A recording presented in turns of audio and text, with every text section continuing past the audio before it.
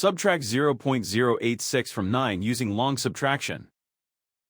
Line up the decimal points in the same column.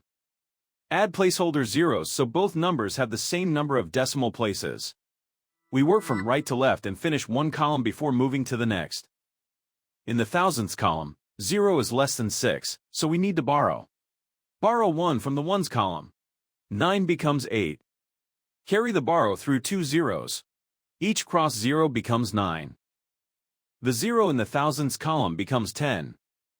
In the thousandths column, 10 minus 6 is 4. In the hundredths column, 9 minus 8 is 1. In the tenths column, 9 minus 0 is 9.